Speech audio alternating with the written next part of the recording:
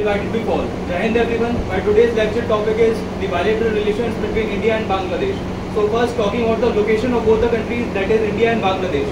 So both the countries are located in the Southeast Asian of the world, and now talking about the border they share with each other. So both the countries, that is India and Bangladesh, they both share their longest borders with each other. Now we will cover the historical aspect of the ties between the two countries. So Bangladesh was earlier known to be as East Pakistan. So and it was under the unruly government of the West Pakistan, in which the Bengalis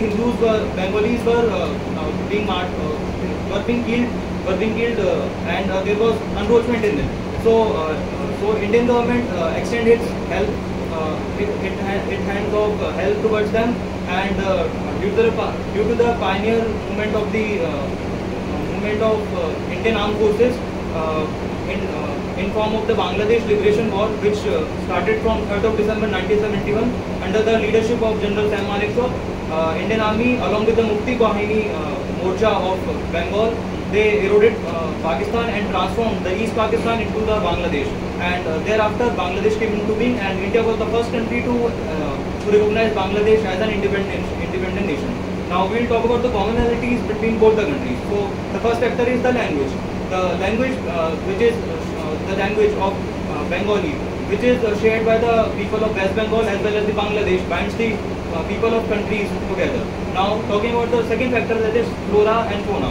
So the mangrove forests are located in the Sundarban Delta, and which is the common part of Bangladesh as well as the West Bengal. The second factor is the fauna, which is the saltwater crocodile as well as the Sundarban tigers. So this is also a commonality. Talking about the third factor, which is the rivers. We all are aware of this fact that Brahmaputra and our longest river of India, that is Ganga, they both drain into Bay of Bengal. So that also binds both the countries.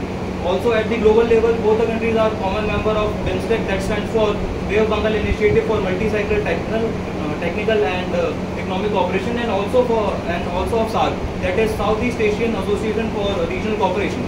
So now, as like any other relations, there are challenges between India and Bangladesh relations also. The first one is the illegal migration. The second one is smuggling of drugs, and the third one is of raising anti-India sentiment.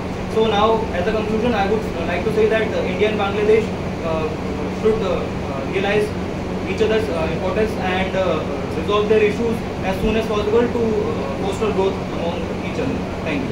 Good.